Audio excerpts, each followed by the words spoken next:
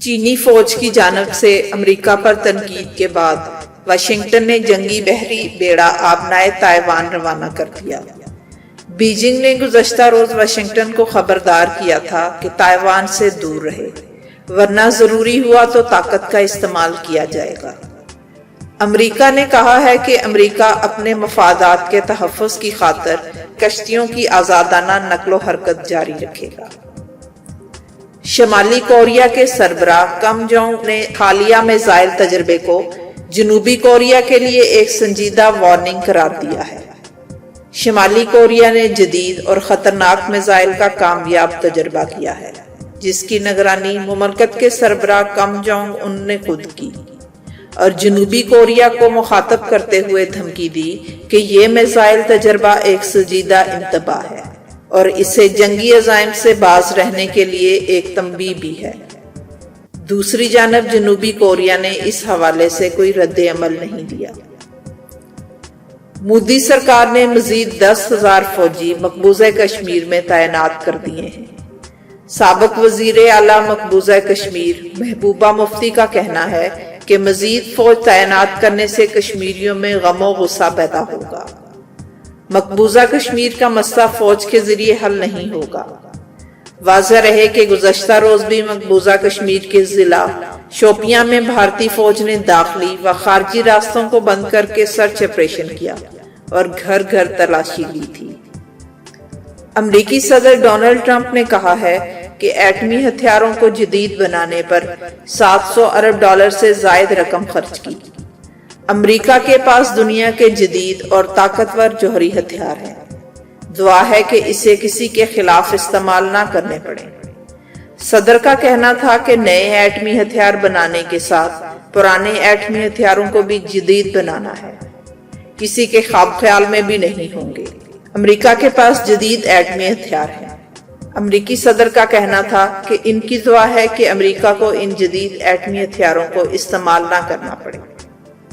وزیر اعظم عمران خان کی طرف سے حالیہ دورہ امریکہ میں اس توقع کے اظہار کے بعد کہ افغان طالبان جلد امن مذاکرات کے جاری عمل میں کابل حکومت کے ساتھ بیٹھیں گے، پاکستان کے کردار کی اہمیت کے احترام کے ساتھ ساتھ یہ سوال بھی اٹھ رہے ہیں کہ پاکستان اگر آج طالبان کو مذاکرات کی میز پر لا رہا ہے تو ماضی میں اس نے یہ کردار کیوں ادا نہیں کیا؟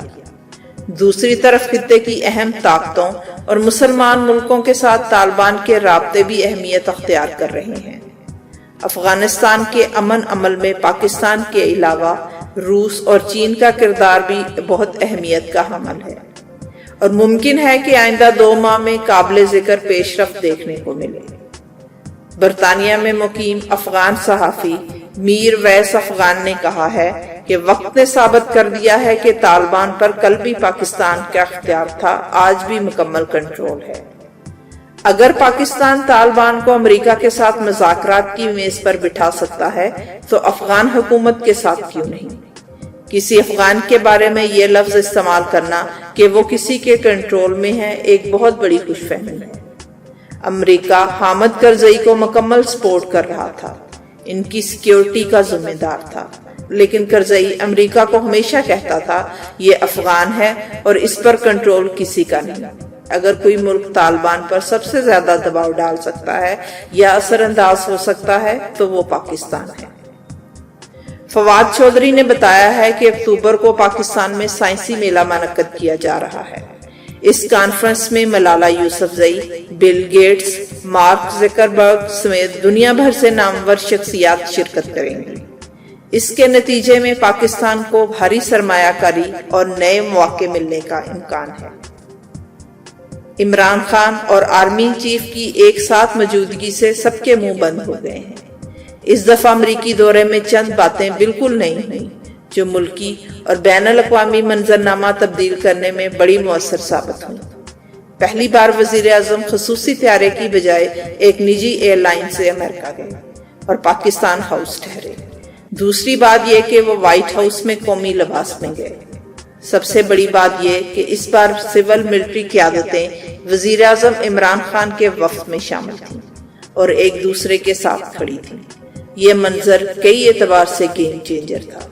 وزیر اعظم اور آرمی چیف ایک پیج پر تھے۔ कुछ जमायतों की जानिब से आर्मी चीफ और DGISI के इस दौरे में शरीक होने पर कई सवालात उठाए गए थे। फजलुर रहमान ने कहा है कि जिस अमेरिका से जान छुड़ाना चाह रहे थे, इसकी गुलामी का सफर शुरू हो चुका है। हुकूमत अमेरिका के गुलामी के दौरे को कामयाब समझ रही है। कहा जा रहा है दीनी मदारस के तुलबा को जलसे में लाया गया। क्या दीनी मदारस के तुलबा वोट का हक नहीं रखते? दीनी मदारस के तुलबा भी पाकिस्तान के शहरी हैं।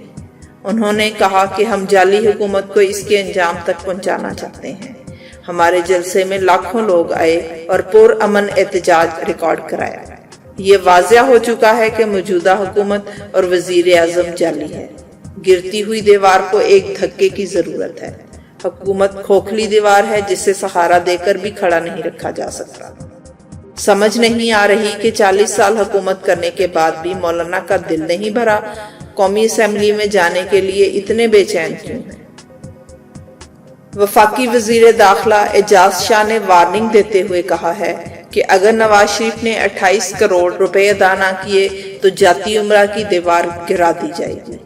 एजाज शाह ने कहा कि नवाज शरीफ ने जाती उमरा के घर की दीवार पर हुकूमती खजाने से 28 करोड़ रुपए खर्च किए।